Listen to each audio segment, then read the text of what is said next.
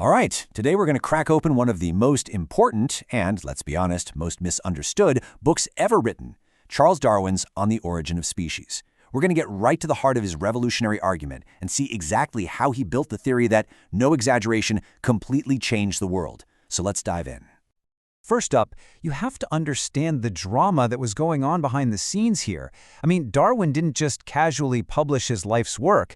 No, he sat on this theory for over 20 years, collecting mountains of evidence because he knew just how explosive it would be. You can even feel the pressure in his own words, right in the book's introduction.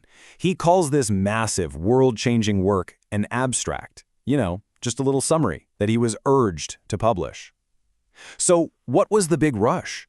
After 2 decades of quiet, obsessive work, what on earth could have forced his hand? Well, this is where the story gets really good. It was a letter from another naturalist, Alfred Russel Wallace, who was working halfway across the globe. Wallace had his own eureka moment, figured out the exact same theory, and mailed his paper to Darwin of all people, asking for his opinion. Can you imagine? All of a sudden, Darwin's life's work was about to be scooped. The race was on, and On the Origin of Species was finally, frantically born. Okay, so Darwin knows he's about to drop a bombshell on the world. He needs a starting point, something powerful, something everyone can relate to. He doesn't start with ancient fossils or far-off jungles.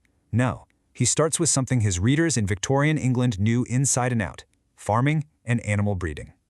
He kicks things off with a really simple question, and he uses the domestic pigeon as his star witness. He asks, look at all these wild, incredible-looking pigeons. How did they all come to be? Everyone at the time knew they all came from a single ancestor, the plain old wild rock pigeon. But the differences between the breeds were just staggering. And the way Darwin lays out the evidence is just fascinating. I mean, look at the sheer variety he's talking about. You've got the super long beak of the carrier, the pouter with its giant inflatable crop, the fancy reversed feathers of the Jacobin. Darwin's point was that humans did all of this. Not with some huge sudden change, but by picking out tiny individual differences in each generation and only allowing those birds to breed. He called this process selection. And here's the key. Darwin hammered this point home. These changes weren't big, dramatic mutations. They were tiny variations, things you'd barely even notice. But when you accumulate them, generation after generation, you get these incredibly different new forms. Which leads to the big question. If humans can do all this in just a few hundred years, what could a different kind of selector accomplish over millions? So this is the moment Darwin takes his idea from the cozy farmyard and unleashes it into the wild.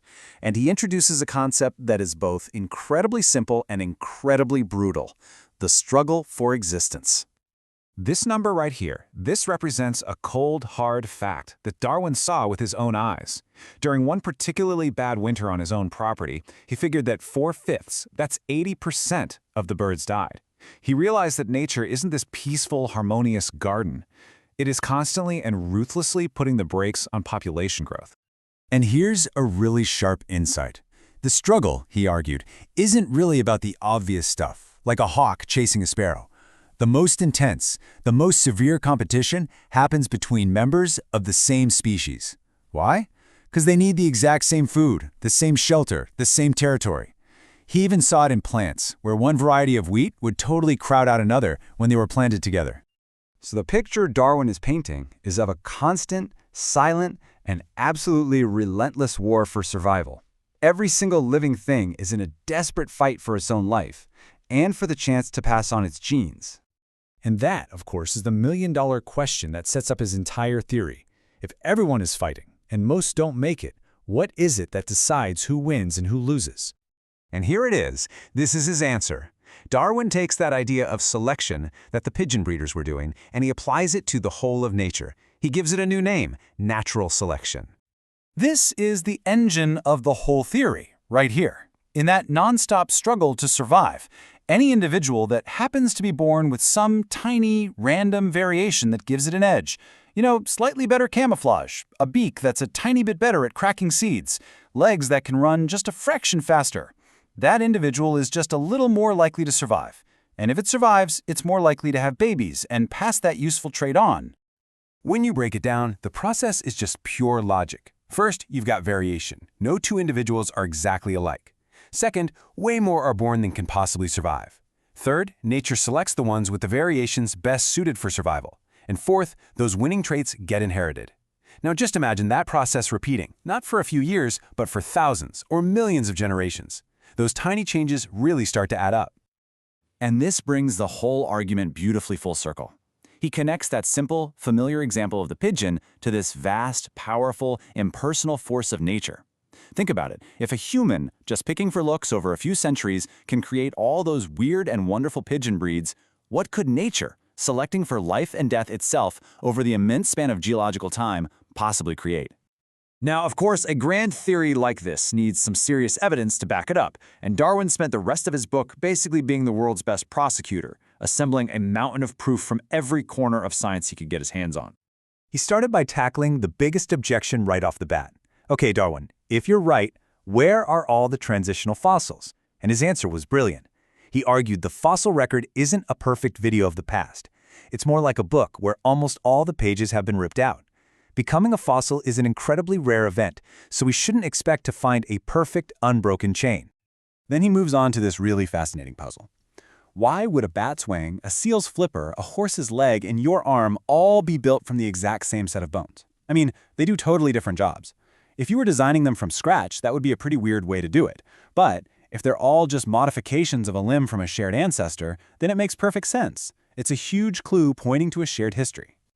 Darwin also pointed to embryos. If you look at the very early stages of development for, say, a fish, a tortoise, a chicken, and a human, they're almost impossible to tell apart. For Darwin, this was like a glimpse back in time, showing that we all share a kind of common developmental toolkit that we inherited from a very, very distant ancestor. And then there are these beautiful, almost ghostly clues from the past. Like, why do some snakes have tiny, useless little leg bones buried inside their bodies?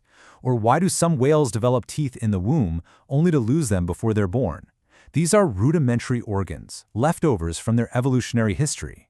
They make absolutely no sense if you think everything was created perfectly, but they're powerful proof of the past if you see them as echoes of ancestors.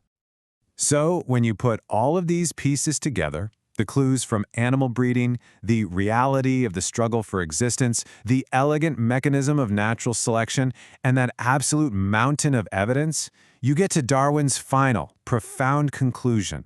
And this is it. This is the big takeaway, that all of the incredible diversity of life on Earth is related, that we are all part of one immense, branching family tree, shaped by natural forces over unimaginable stretches of time. It was the idea that finally unified all of biology and forever changed how we see ourselves and our place in the universe. In the end, Darwin's book wasn't just about how we got here. It was a mirror. By explaining our origins, it showed us our deep, undeniable connection to every other living thing on this planet. And the question it leaves us with, even today, is a big one. Knowing this, what will we do with that knowledge?